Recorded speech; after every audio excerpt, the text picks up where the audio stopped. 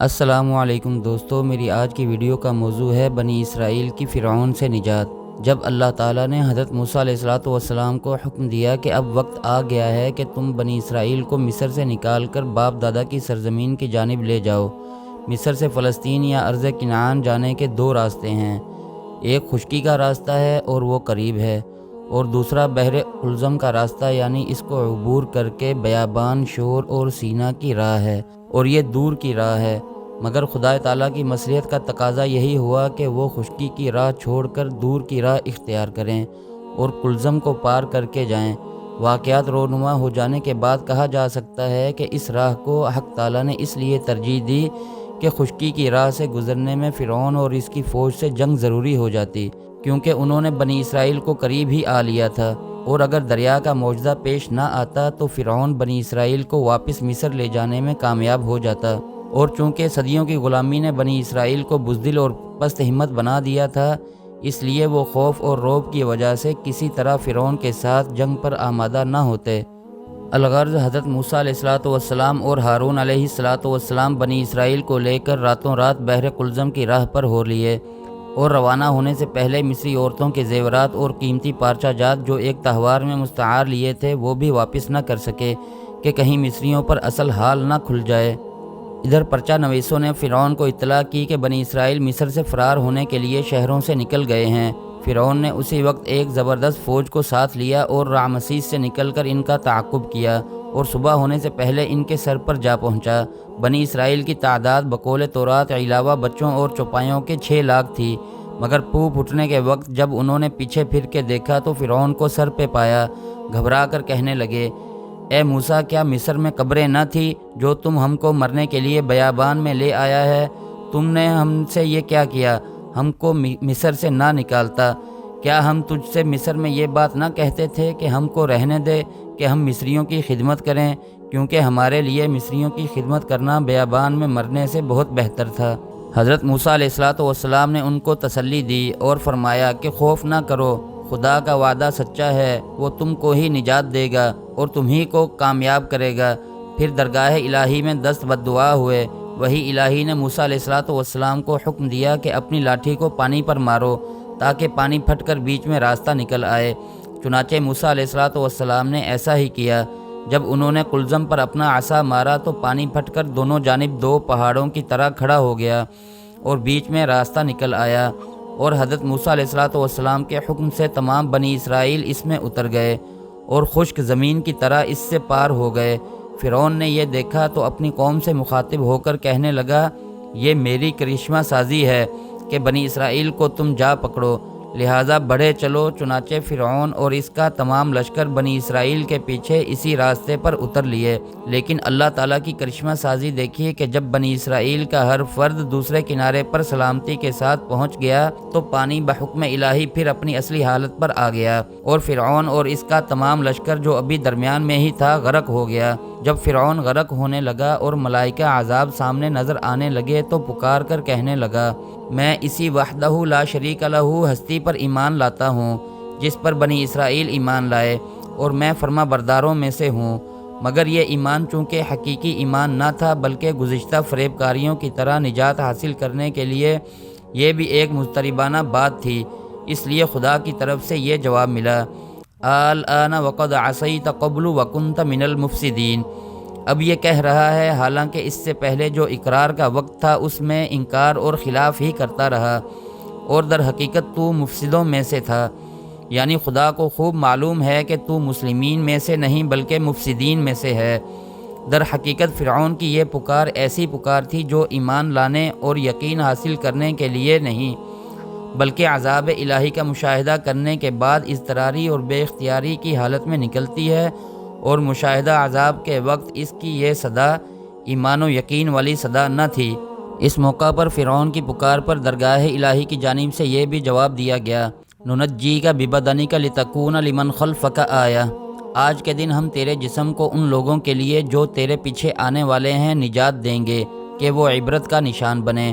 پس اگر گزشتہ مصری مقالہ کا مضمون صحیح ہے کہ من فتح رعمسیس ثانی ہی فرعون موسیٰ علیہ السلام تھا، تب تو بے شبہ اس کی نعش آج تک محفوظ ہے، اور سمندر میں تھوڑی دیر غرق رہنے کی وجہ سے اس کی ناک کو مچھلی نے کھا لیا ہے، اور وہ آج مصریات کے مصری عجائب خانہ میں تماشا گاہ خاص و عام ہے۔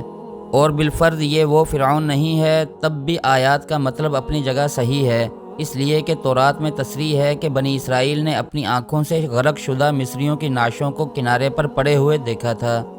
تورات میں ہے کہ جب بنی اسرائیل سلامتی کے ساتھ بحر قلزم کو پار کر گئے اور انہوں نے اپنی آنکھوں سے فرعون اور اس کی فوج کو غرق ہوتے اور پھر ان کی نعشوں کو ساحل پر تیرتے دیکھ لیا تو بتقاضۂ فطرت بے حد مسرت اور خوشی کا اظہار کیا، اور عورتوں نے خصوصیت کے ساتھ دف پر خوشی کے گیت گائے اور شادمانی و خوشکامی کا ثبوت دیا۔ جب یہ سب کچھ ہو چکا تو حضرت موسیٰ علیہ السلام نے قوم کو جمع کر کے فرمایا، اللہ تعالیٰ کا ارشاد ہے کہ اپنی قوم سے کہو کہ وہ میں ہوں جس نے تم کو اس زبردست فتنہ سے نجات دی، سو میرا شکر ادا کرو اور میری ہی بندگی کرو۔ حضرت موسیٰ علیہ السلام نے اب اپنی قوم کو ساتھ لے کر بیابان شور سے ہوتے ہوئے طور سینا کی راہ لی۔ سینا کے بت قدوں میں پرستاران صنم بتوں کی پوجا میں مشغول تھے۔ بنی اسرائیل نے یہ منظر دیکھا تو کہنے لگے، موسیٰ ہم کو بھی ایسے ہی معبود بنا دے تاکہ ہم بھی اسی طرح ان کی پرستش کریں۔ حضرت موسیٰ علیہ السلام نے قوم کی زبانی یہ مشرکانہ مطالبہ سنا تو بہت زیادہ ناراض ہوئے اور بنی اسرائیل کو ڈانٹا، عار دلائی اور ملامت کی کہ بدبختو، خدائے واحد کی پرستش چھوڑ کر بتوں کی پوجا پر مائل ہو اور خدا کی ان تمام نعمتوں کو فراموش کر بیٹھے جن کا مشاہدہ اپنی آنکھوں سے کر چکے ہو۔ قرآن مجید میں اس واقعے کو اس طرح ذکر فرمایا، وَجَاوَزْنَا بِبَنِي إِسْرَائِيلَ الْبَحْرَ فَأَتَوْا عَلَىٰ قَوْمٍ يَعْكُفُونَ عَلَىٰ أَصْنَامٍ لَهُمْ قَالُوا يَا مُوسَى اجْعَل لَّنَا إِلَٰهًا كَمَا لَهُمْ آلِهَةٌ قال إنكم قوم تجهلون إن هؤلاء متبر ما هم فيه وباطل ما كانوا يعملون قال أغير الله أبغيكم إلها وهو فضلكم على العالمين۔ اور ہم نے بنی اسرائیل کو سمندر سے پار کر دیا، پھر ان کا گزر ایک ایسی قوم پر ہوا جو اپنے بتوں کے سماد لگائے بیٹھی تھی، تو کہنے لگے، موسیٰ جیسے ان کے معبود بت ہیں ایسے ہی ہمارے لیے بھی بنا دے۔ موسیٰ علیہ السلام نے کہا، افسوس تم پر، بلا شبہ تم جاہل قوم ہو، بے شک ان لوگوں کا طریقہ تو ہلاکت کا طریقہ ہے، اور یہ جو کچھ کر رہے ہیں باطل ہے۔ اور یہ بھی کہا کہ باوجود اس کے کہ تم کو خدا نے تمام کائنات پر فضیلت دی ہے، پھر بھی میں تمہارے لیے خدائے واحد کے سوا اور معبود تلاش کروں۔ بنی اسرائیل نے بحر قلزم کو پار کر کے جس سرزمین پر قدم رکھا یہ عرب کی سرزمین تھی جو قلزم کے مشرق میں واقع ہے۔ یہ لقودق بے آب و گیا میدان سے شروع ہوتی ہے جو تورات کی زبان میں بیابان شور سین وادی سینا کے نام سے مشہور ہے، اور طور تک اس کا دامن وسیع ہے۔ یہاں شدید گرمی پڑتی ہے اور دور دور تک سبزہ اور پانی کا پتہ نہیں ہے، اس لیے بنی اسرائیل گھبرا اٹھے اور حضرت موسیٰ علیہ السلام سے فریاد کرنے لگے کہ ہم پانی کہاں سے پئیں، ہم تو پیاس سے تڑپ تڑپ کر مر جائیں گے، یہاں تو پینے کے لیے پانی کا ایک قطرہ بھی نہیں ہے۔ تب حضرت موسیٰ علیہ السلام نے درگاہ الہی میں التجا کی اور وحی الہی نے ان کو حکم دیا کہ اپنا عصا زمین پر مارو۔ حضرت موسیٰ علیہ السلام نے ارشاد کی تعمیل کی تو فوراً 12 چشمے ابل پڑے اور بنی اسرائیل کے 12 قبائل کے لیے جدا جدا چشمے جاری ہو گئے۔ بنی اسرائیل کو جب اس طرف سے اطمینان ہو گیا تو اب کہنے لگے کہ پانی کا تو انتظام ہو گیا، لیکن زندگی کے لیے صرف یہی تو کافی نہیں ہے، ہم کو بھوک لگی ہے، اب کھائیں کہاں سے، یہاں تو کوئی صورت نظر نہیں آتی۔ حضرت موسیٰ علیہ السلام نے پھر رب العالمین کی بارگاہ میں دعا کی۔ اللہ تعالیٰ نے فرمایا کہ اے موسیٰ تمہاری دعا قبول ہوئی، پریشان نہ ہو، ہم غیب سے سب انتظام کیے دیتے ہیں۔ اور پھر ایسا ہوا کہ جب رات بیت گئی اور صبح ہوئی تو بنی اسرائیل نے دیکھا کہ زمین اور درختوں پر جگہ جگہ سفید اولے کے دانے کی طرح شبنم کی صورت میں آسمان سے کوئی چیز برس کر گری ہوئی ہے۔ کھایا تو نہایت شیریں حلوے کی مانند تھی، یہ من تھا۔ اور دن میں تیز ہوا چلی اور تھوڑی دیر میں بٹیروں کے غول آ کر زمین پر اترے اور پھیل گئے۔ بنی اسرائیل نے بآسانی ان کو ہاتھوں میں پکڑ لیا اور بھون کر کھانے لگے، یہ سلوہ تھا۔ اور اس طرح روزانہ بغیر زحمت و تکلیف کے ان کو یہ دونوں نعمتیں مہیا ہو جاتی۔ لیکن خدا تعالیٰ نے حضرت موسیٰ علیہ السلام کی معرفت بنی اسرائیل کو یہ تنبیہ کر دی تھی کہ وہ اپنی ضرورت کے مطابق من و سلوہ کو کام میں لائیں اور دوسرے دن کے لیے ذخیرہ نہ کریں۔ ہم ان کو روزانہ یہ نعمت عطا کرتے رہیں گے۔ کھانے اور پینے کی ضروریات کی فراہمی سے جب اطمینان ہو گیا تو اب بنی اسرائیل نے تیسرا مطالبہ یہ کیا کہ گرمی کی شدت اور سایہ دار درختوں اور مکانوں کی راحت میسر نہ ہونے کی وجہ سے ہم بہت پریشان ہیں۔ ایسا نہ ہو کہ یہ تپش اور تمازت ہماری زندگی کا خاتمہ کر دے۔ حضرت موسیٰ علیہ السلام نے ان کو تشفی دی اور بارگاہ اقدس میں عرض کیا کہ جب تو نے ان پر بڑے بڑے انعامات اور فضل و کرم کی بارش کی ہے تو اس تکلیف سے بھی ان کو نجات عطا فرما۔ حضرت موسیٰ علیہ السلام کی دعا سنی گئی اور آسمان پر بادلوں کے پرے کے پرے بنی اسرائیل پر سایہ فگن ہو گئے، اور بنی اسرائیل جہاں بھی سفر کرتے ہوئے جاتے بادلوں کا یہ سائبان ان کے سروں پر سایہ فگن رہتا۔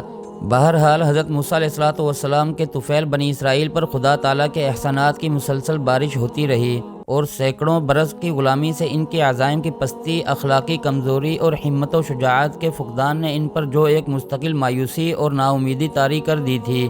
ان خدائی نشانات نے بڑی حد تک ان کی ڈھارس بندھائے رکھی، مگر عجیب الفطرت قوم پر اس کا بھی کوئی اثر نہ ہوا، اور انہوں نے اپنی بلعجبی کا ایک نیا مظاہرہ پیش کر دیا۔ ایک دن سب جمع ہو کر کہنے لگے، اے موسیٰ، ہم روز روز ایک غذا کھاتے رہنے سے گھبرا گئے ہیں، ہم کو اس من و سلوہ کی ضرورت نہیں ہے، اپنے خدا سے دعا کر کے وہ ہمارے لیے زمین سے باقلہ، کھیرا، ککڑی، مسور، لہسن، پیاز جیسی چیزیں اگائے